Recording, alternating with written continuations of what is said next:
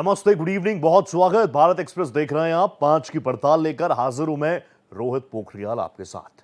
बात आज बिहार की करेंगे। बिहार में चुनावी सरगर्मियां बहुत तेज हो चुकी है। एनडीए ने दोबारा सरकार बनाने की कवायदें तेज कर दी हैं। प्राइम मिनिस्टर मोदी के चुनावी शंखनाद के बाद चिराग पासवान भी सुपर एक्टिव हो गए हैं। तो महागठबंधन पूरी तरह से फिलहाल बिखरा हुआ नजर आता है। महागठबंधन में सीट शेयरिंग के साथ साथ नेतृत्व का भी संकट नजर आ रहा है। आज इसी पर करेंगे चर्चा। उससे पहले रिपोर्ट।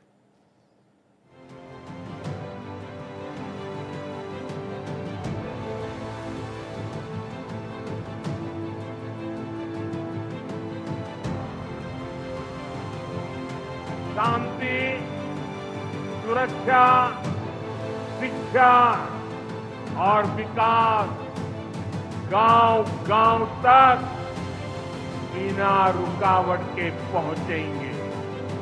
चाणक्य की धरती बिहार में चुनाव का जबरदस्त शोर है। बीजेपी ने अभी से पूरी ताकत झोंक दी है तो विपक्ष चारों खाने चित है।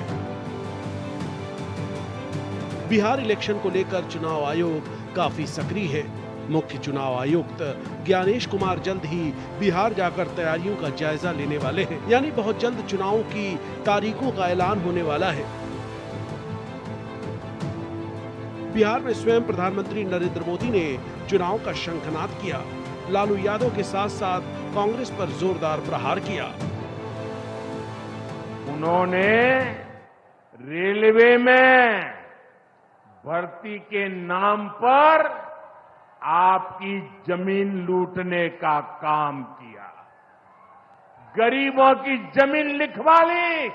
सामाजिक न्याय की उनकी यही तरीके थे। चिराग पासवान दिल्ली से बिहार शिफ्ट होने की तैयारी कर रहे हैं। सेंट्रल पॉलिटिक्स से बिहार पॉलिटिक्स में दिलचस्पी ले रहे हैं। इधर बीजेपी को फिर से एनडीए सरकार बनने का भरोसा है तो तेज प्रताप यादव के सेल्फ गोल से आरजेडी वालों के तोते उड़े हुए हैं। तो अगर मेरे चुनाव लड़ने से मेरी पार्टी को मजबूती मिलती है, एज एन मेरा स्ट्राइक रेट बेटर होता है। लोकसभा में हम लोग का 100% स्ट्राइक रेट था। मैं चाहूंगा कि विधानसभा में भी मैं जितनी सीटों पे भी लड़ूं पर मेरा स्ट्राइक रेट बेटर हो। तो अगर मेरा स्ट्राइक रेट मेरे लड़ने से और मेरे गठबंधन का प्रदर्शन अगर इससे बेहतर होता है जो कि चर्चा में लग रहा है तो मैं जरूर लड़ूंगा। दिल्ली में मोदी जी का बिहार प्रेम अद्भुत है, आप देख रहे हैं। और यहाँ नीतीश जी की सरकार, एनडीए की सरकार अद्भुत काम कर रही है। और आप नोट कर लीजिए 2026 में फिर अब तक के सारे रिकॉर्ड तोड़कर एनडीए सरकार बनाएगी। राजनीति और निजी जीवन अलग है। हमारे बड़े भाई हैं, वो निजी जीवन में क्या फैसले लेते हैं उससे हमको क्या लेना देना है। वो बड़े हैं, उनको पता है उनके निर्णय से क्या फायदा होगा, नुकसान होगा। और राजनीतिक में, निजी जीवन में इसमें हम क्या टिप्पणी करेंगे। जो उनको करना है वो कर रहे हैं, वो बड़े हैं।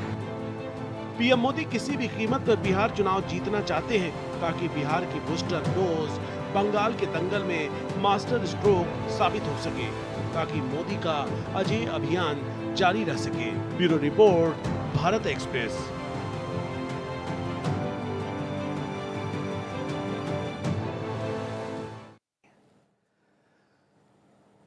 तो 5 की पड़ताल में आज बात होगी बिहार की। आप जानते हैं बिहार का जो अभी जो विधानसभा का कार्यकाल है वो नवंबर में खत्म हो जाएगा। तो इतनी स्मार्ट जनता तो है ही, आपको पता है। उससे पहले ही एक सरकार चुनाव होने ही है।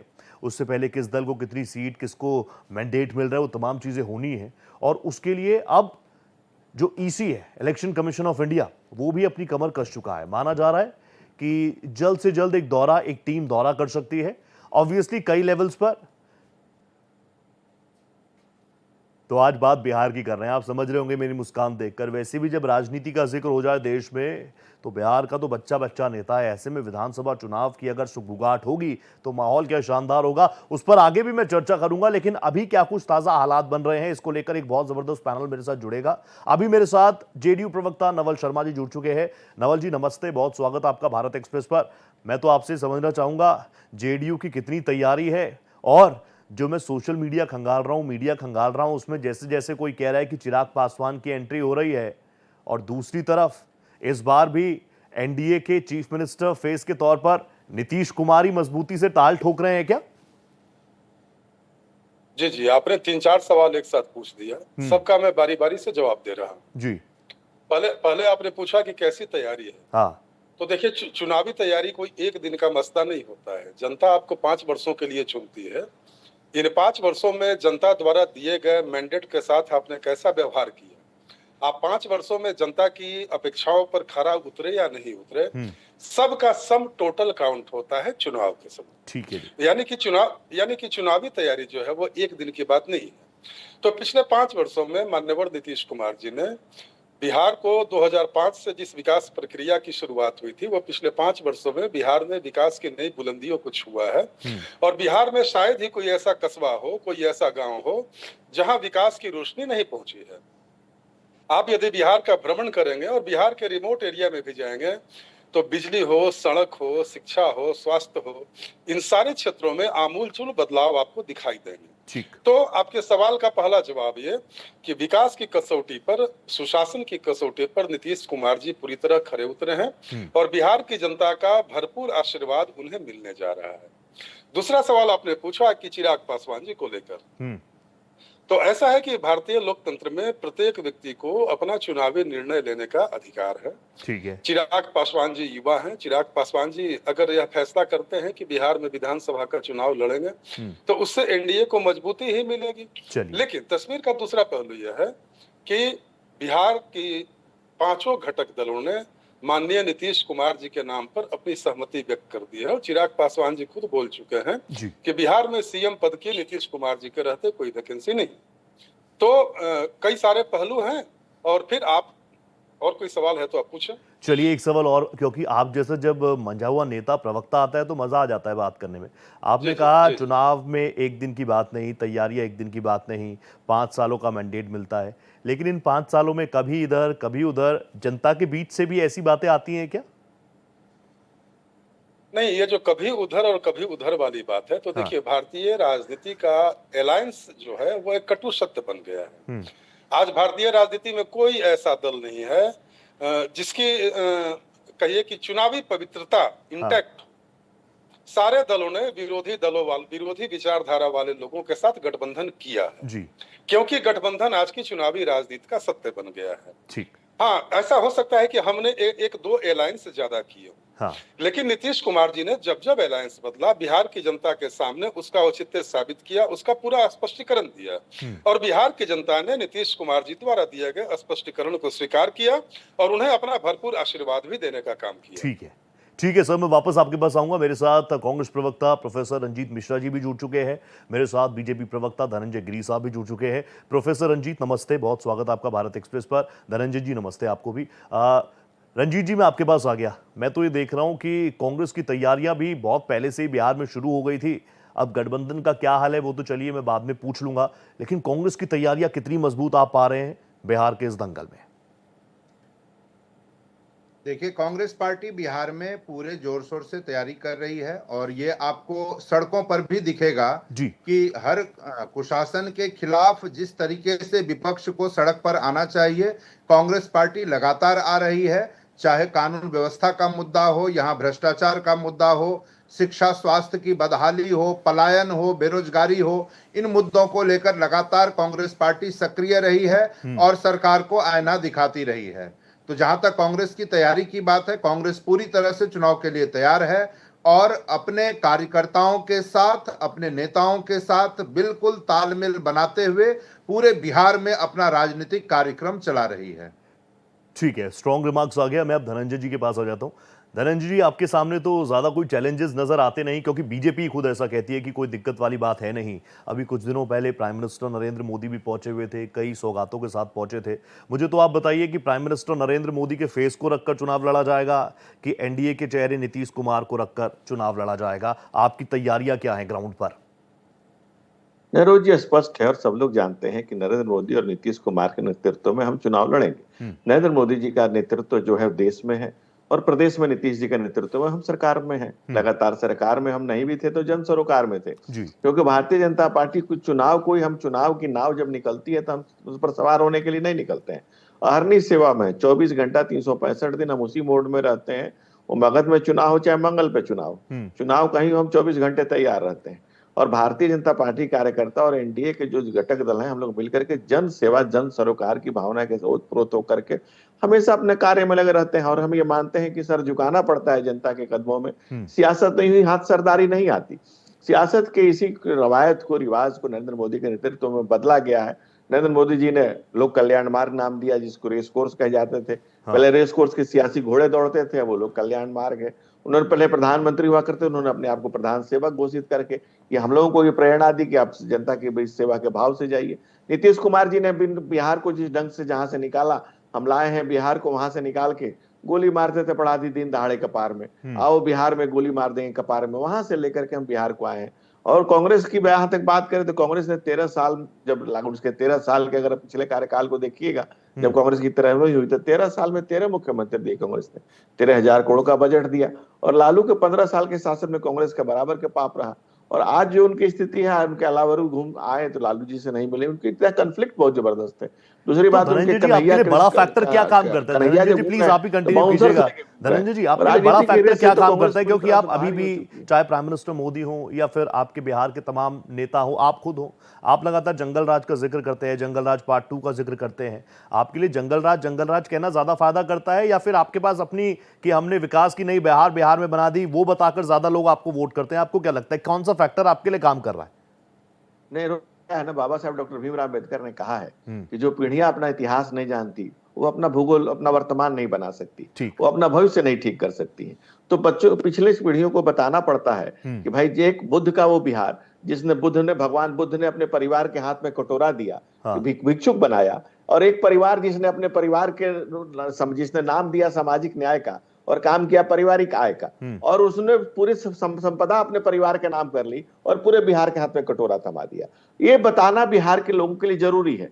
अब मैं उसको आगे बढ़ाता हूं। कांग्रेस ने 13,000 करोड़ का बजट दिया, 15 साल में लालू जी ने 23,000 करोड़ का बजट दिया। आज नीतीश जी के नेतृत्व में हमारी सरकार ने 3,17,000 करोड़ का बजट ले गया। आप सोचिए कहां से कहां हम ले गए। ये सफर कितना बड़ा है, कितना लंबा है, किस गड्ढे से निकाल करके बिहार को हम लाए हैं। और ये बिहार में सड़कें जो होती ही नहीं थी क्योंकि जरूरत ही नहीं थी, अस्पताल होते नहीं थे क्योंकि अस्पताल आप जा नहीं सकते थे, गाड़ियों के शोरूम होते नहीं थे क्योंकि बेटिया के शादी में सारी गाड़ियां उठा ली। धनंजय जी आप जो बातें कर रहे हैं तो ऐसा लग रहा है कि सारी विकास की बहार बिहार में बह रही है और महागठबंधन जो सड़कों पर उतर रहा है, कांग्रेस जो सड़कों पर उतर रही है, प्रशांत किशोर जो सड़कों पर उतरे कि छात्रों को लाठियां मिल रही है, वो नौकरी मांगते हैं, लाठियां मिल रही है, अस्पतालों में दवाई नहीं है। अभी ये पूरा मामला, अभी आपको याद होगा स्वास्थ्य मंत्री मंगल पांडे जी का इस्तीफा भी मांगा जा रहा था कि एक रेप पीड़िता को लेके गए तो कहा हम अस्पताल में एडमिट नहीं कर सकते क्योंकि डॉक्टर नहीं है। इन चीजों को लेकर ग्राउंड पर क्या माहौल है? रंजीत जी आप कुछ कहना चाह रहे हैं? रंजीत जी प्लीज मुझे बता दीजिए। कांग्रेस की तैयारी तो आपने मुझे बता दी, लेकिन महागठबंधन तैयार है? क्योंकि आपके कई प्रोटेस्ट रहे, उसमें ना मुझे कोई लेफ्ट से कोई नजर आया, ना मुझे आरजेडी से कोई नजर आया। तो कांग्रेस की तैयारी तो है या फिर कांग्रेस अकेले चैलेंज कर रही है एनडीए को? रोहित जी, धनंजय जी बड़े बड़े वादे और दावे करते रहते हैं। एक बात मैं बता दूं कि इन लोगों ने बार बार कहा था कि बिहार में उद्योगों का जाल बुन देंगे, चीनी उद्योग को रिवाइव करेंगे। पूछ लीजिए कि कोई एक भी उद्योग इन लोगों ने पिछले 2 दशक में बिहार में लगाया क्या? और लगातार ये डबल इंजन की बात करते हैं, तो ऐसा कौन सा इंजन है जिसने बिहार में एक भी उद्योग नहीं लगने दिया? पलायन अपने चरम पर, बेरोजगारी अपने चरम पर, भ्रष्टाचार अपने चरम पर, एक भी उद्योग नहीं लगा पाए और दावा करते हैं बड़े बड़े। तो मुझे लगता है कि भारतीय जनता पार्टी और नीतीश जी का समय पूरा हो चुका है। अब उनको बिहार की जनता को मुक्त कर देना चाहिए और ऐसी सरकार को आने देना चाहिए जो बिहार की जनता के हित में काम करे, यहाँ के शिक्षा को, यहाँ के स्वास्थ्य को, यहाँ रोजगार सृजन करने पर जो बल दे सके, जो उद्योग की स्थापना करने पर बल दे सके, ऐसी सरकार को आने की जरूरत है बिहार में। नवल जी प्लीज आप रिएक्ट कीजिए, फिर धनंजय जी आपके पास आ रहा हूं। नवल जी प्लीज आप इस पर रिएक्ट कर दीजिए। कह रहे हैं कि नीतीश सरकार जो है, जिसको सुशासन बाबू हम कह रहे हैं, वो हितकारी नहीं अहितकारी है बिहार के लिए। थोड़ा समय दीजिएगा। जी बोलिए। देखिए, कांग्रेस और राष्ट्रीय जनता दल के नेता और प्रवक्ता जब विकास शब्द का मुंह से उच्चारण करते हैं तो बड़ी हंसी आती है। मैं आपको कुछ वानगी दे रहा हूं। 1980 से लेकर 1990 के बीच में बिहार में कांग्रेस ने विनाश का जो पिच तैयार किया, विनाश का पिच कांग्रेस ने ही तैयार किया था, जिस पर लालू यादव ने आकर छक्का मारा 90 से 2005 के बीच में। तो इन दोनों की जुगलबंदी ने आप रमेश जी, आप एक पढ़ेंगे माल भाड़ा समानीकरण की नीति पहले बिहार में लागू की थी कांग्रेस के नेताओं ने। ठीक। उस माल भाड़ा समानीकरण ने बिहार की आर्थिक संभावनाओं को चूस लिया। लगभग 50 लाख करोड़ का घाटा हुआ बिहार को और बिहार की सारी आर्थिक संभावनाएं धूल धूसरित हो गई। 1980 से 90 के बीच में मुख्यमंत्री बनाओ मुख्यमंत्री हटाओ की प्रतियोगिता चली कांग्रेस में और पूरे बिहार का इन लोगों ने बंटाधार किया। रही सही कसर लालू जी ने आकर कर दी। ये रोड की बात कर रहे थे, आपको पता है कि 1997 में लालू जी के जमाने में एक वर्ष में मात्र 6 किलोमीटर रोड बना था और जब एजी ऑफिस में उसका ऑडिट हुआ तो पता चला कि वो 6 किलोमीटर का रोड भी कागज पर ही बना था और उस 6 किलोमीटर रोड को बनाने के लिए लगभग 90,000 टन अलकतरा की खरीद की गई जी। और देखिए, तो ये था इन लोगों का बिहार के विकास का मॉडल। तो लालू जी का मॉडल नौकरी के बदले, रोजगार के बदले पैसा, लैंड फॉर जॉब, चारा घोटालों की अनगिनत लंबी लिस्ट। अब देखिए नीतीश कुमार जी ने बिहार को कहां से कहां पहुंचाया। ये लोग लाख आलोचना कर ले, ये अस्पताल की बात कर रहे थे, ये वही बिहार है जहां बिहार के अस्पतालों में सांड और कुत्ते सोया करते थे। आज जाकर देख लीजिए, ये तो विपक्ष में है। अभी ये जिस पीएमसीएच की घटना का जिक्र कर रहे थे कि पीएमसीएच की व्यवस्था बदहाल है, आपसे निवेदन होगा कि आप कभी बिहार आए तो जाकर पीएमसीएच में देख लें। और चूंकि बिहार में कांग्रेस का जनाधार खत्म हो चुका है, ये राष्ट्रीय जनता दल के पिछलग्गू बन चुके हैं, तो अपनी उपस्थिति को दर्शाने के लिए प्रॉब्लम तो है, ये तो खुद कांग्रेस के कई सीनियर मोस्ट चेहरे हैं। ग्रुप 24-27 था कांग्रेस का, वो खुद ये कह रहे थे कि कहीं ना कहीं कांग्रेस को हर जगह कहीं ना कहीं एक बैसाखी चाहिए। नवल सर, मैं वापस आ जाऊंगा आपके पास, मैं वापस आऊंगा क्योंकि एक डिबेट है। अब आप एक निर्बाध तरीके से बोलते रहेंगे। रोहित जी, मैं ये बता रहा हूं कि कांग्रेस का तंबू चूंकि बिहार से उखड़ गया है, एक भी सामाजिक वर्ग, एक छोटा सामाजिक तबका भी इनके साथ नहीं है और ये अपने सीटों के लिए राष्ट्रीय जनता दल की चरण वंदना करने के लिए अभिशप्त है। तो ये पीएमसीएच को आधार बनाकर, चलिए मैं तो कह रहा हूं इन चीजों को भी पॉजिटिव में ले ले कांग्रेस की हालत देखिए पूरे देश में कहीं ना कहीं, लेकिन रिवाइवल स्टेज में क्या कांग्रेस है? तो धनंजय साहब, मैं आपसे जानना चाहूंगा, देखिए बहुत संगीन आरोप महागठबंधन आप पर क्या लगा रहा है, मुझे बताइएगा, क्योंकि अब तो हर कोई देख रहा है। वो कह रहे हैं कि ये लोग बेरोजगारी पर बात नहीं करेंगे, ये लोग युवाओं पर बात नहीं करेंगे, ये लोग स्वास्थ्य सेवाओं पर बात नहीं करेंगे। प्राइम मिनिस्टर नरेंद्र मोदी का नाम लेकर महागठबंधन के नेताओं ने तंज कसा था कि ये ऑपरेशन सिंदूर पर वोट मांगेंगे, ये सेना के शौर्य पर वोट मांगेंगे, ये तेज प्रताप के पर्सनल मुद्दों पर जाकर वोट मांगेंगे। ऐसा होगा क्या? देखिए, सबसे बड़ी बात है बुद्ध महावीर की धरती और हनुमान जी की ननिहाल और लोकतंत्र की जननी बिहार। बिहार की जनता और बिहार का बहुत गौरवशाली इतिहास रहा है। दधीची, पिपलाद, सारंगी ऋषि, गौतम बुद्ध, गौतम महावीर, वाल्मीकि, कालिदास, चाणक्य, चंद्रगुप्त, समुद्रगुप्त, एक लंबे चौड़े वैभवशाली विराट इतिहास से बिहार आता है, बिहार का परिचय होता है। लेकिन बिहार को मैंने कहा पहले भी आपसे कि बुद्धुओं का बिहार बनाया। एक समय ऐसा है बिहारी शब्द से लोग अलग होने लगे, अपने आप को अलग उससे करने लगे, क्योंकि जैसा भाई साहब ने बिल्कुल ठीक कहा नवल जी ने कि पिच कांग्रेस ने तैयार की और लालू जी ने उस पर शिक्षर मारे। लालू यादव के समय में जो जिस तरह से बिहार में से पलायन शुरू हुआ, जिस तरह से लोग भागने लगे, जो अपराध शुरू हुआ, क्या आप अब दूसरे की बात छोड़िए ना, राबड़ी देवी के भाई और लालू जी के साले खुद बता रहे हैं कि अपहरण उद्योग सब बिहार से आया था। अपहरण होता था और सीएम हाउस में बैठ करके उसकी फिरौती होती थी। अगर ये अपराध की बात कर रहे हैं, महिला अपराध की, तो चंपा विश्वास, बीबी विश्वास, आईएएस की पत्नी का सालों तक बलात्कार होता रहा, जो सुप्रीम कोर्ट से किसी महिला को, हेमलता यादव को 376 में कोर्ट ने क्विट कर दिया, कोई अपराधी माना। ये पहली बार हुआ, कोर्ट ने लिखा कि anything is possible in Bihar. तो वो बिहार था जब सुप्रीम कोर्ट कहता था anything is possible in Bihar, और जंगल राज हम नहीं करते हैं, ये भी कोर्ट का दिया हुआ शब्द है। और उस लालू यादव के उस पाप में कांग्रेस बराबर की भागीदार रही, कांग्रेस लगातार उसमें सहयोगी रही, साथ रही है। तो क्या बिहार की जनता कभी इसको माफ कर देगी? आज चमचमाती हुई सड़कें, कुलाचे भरते हुए फ्लाईओवर, मजे से स्कूल जाती हुई बच्चियां, और आप देखिए कि आप भारत माला परियोजना में 24,000 किलोमीटर राष्ट्रीय राजमार्ग बने हैं। पटना में 6 लेन का पुल बना है, जब एक पुलिया सड़क नहीं होती थी, 6 लेन का पुल बना है। 2064 करोड़ रुपए गंगा पर 4 पुल बने हैं। 6 करोड़ किसानों को लगभग 6,000 प्रतिवर्ष, 1.6 करोड़ किसानों को लगभग 6,000 महीना प्रतिवर्ष दिया जा रहा है। और करोड़ों करोड़ रुपए का मेट्रो बन रहा है पटना में। बिहार में अगर आप पटना में चले जाएं, बिहार की वानगी देखें तो आपको विश्वास नहीं होगा। आज जिस तरह से बिहार जिस तरह से प्रगति कर रहा है, ये बहुत अच्छी चीज है। आप आंकड़े लेकर आए ना, पूरा होमवर्क करके आए हैं, आप होमवर्क करके पूरा आए। मैं तो चाहता हूँ इन्हीं आंकड़ों पर बात हो, शोर शराबा ना हो। मैं एक बार जल्दी से रंजीत साहब के पास हुआ, तो रंजीत सर आंकड़ों पर ही बात कर लेते हैं ना। अगर धनंजय जी, नवल जी आंकड़े दे देकर बता रहे हैं, वो तो 1986 87 की बात कर करके बता रहे हैं, 2025 में चुनाव है, वो पूरी चीजें बता रहे हैं कि देखिए उस वक्त क्या था और हमने क्या कुछ करके दे दिया। तो इन्हीं फैक्ट्स पर बात कीजिए, इन्हीं पर काउंटर कर दीजिए। रोहित जी, जो लोग 20 साल सरकार चला चुके हैं, हाँ। उनसे ये अपेक्षा की जाती है कि पिछले 20 वर्षों में उन्होंने क्या किया बिहार के लिए और बिहार की जनता के लिए, ये बताना चाहिए। ये बात नहीं होनी चाहिए कि 50 के दशक में, 60 के दशक में, 70 के दशक में क्या हुआ। अगर उस बात को भी देखें तो जब कांग्रेस की सरकार थी और डॉक्टर श्री कृष्ण सिंह मुख्यमंत्री थे, तो सारी रिपोर्ट्स ये कहती है कि बिहार उस समय पूरे देश भर में सबसे वेल गवर्न्ड स्टेट के रूप में जाना जाता था। ये ऑन रिकॉर्ड है और ये फैक्ट है। दूसरी बात आपको बता दूं कि जब तक कांग्रेस की सरकार रही, बिहार में शिक्षा व्यवस्था उन्नत रही और सरकारी स्कूलों से पढ़े हुए, धनंजय जी खुद भी यहाँ के सरकारी स्कूल से पढ़ के निकले होंगे, किसी प्राइवेट स्कूल के चरण में जाने की जरूरत नहीं थी। ये कांग्रेस की देन थी। और आज भी आप झारखंड देख लें और बिहार देख लें, तमाम तरह के उद्योगों की स्थापना बिहार के में और उस समय के झारखंड में कांग्रेस ने करवाई थी। इन लोगों ने 20 साल शासन किया। आखिर ऐसी कौन सी बाधा थी कि एक भी उद्योग ये बिहार में नहीं लगा पाए? माननीय प्रधानमंत्री जी बार बार कहते रहे कि बिहार को विशेष राज्य का दर्जा देंगे। नीतीश जी हाथ जोड़ जोड़ कर मांग करते रहे बिहार को विशेष राज्य का दर्जा देने की। आखिर भारतीय जनता पार्टी ने विशेष राज्य का दर्जा देने में क्यों अड़ंगा लगाया? इसका जवाब इनको बिहार को देना चाहिए।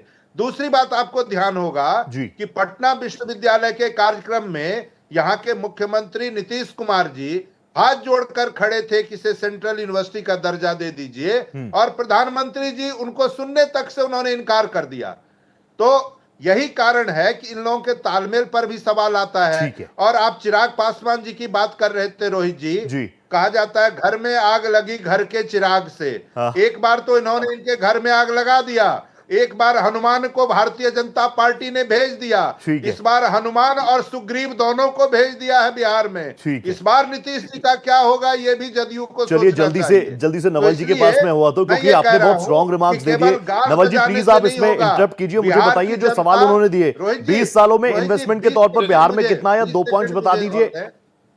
रंजीत जी बहुत सही सवाल उठाया। ये श्री कृष्ण सिंह के बात रंजीत सर, क्योंकि मुझे कंक्लूड करना है, आपने वाकई बहुत स्ट्रॉन्ग चीजें उठानी, मैं चाहता हूं कि डिबेट अधूरी ना रह जाए, उस पर जवाब ले लेते हैं जल्दी से नवल जी से। बिहार की जनता पलायन पलायन बड़ा विषय है। नवल जी प्लीज।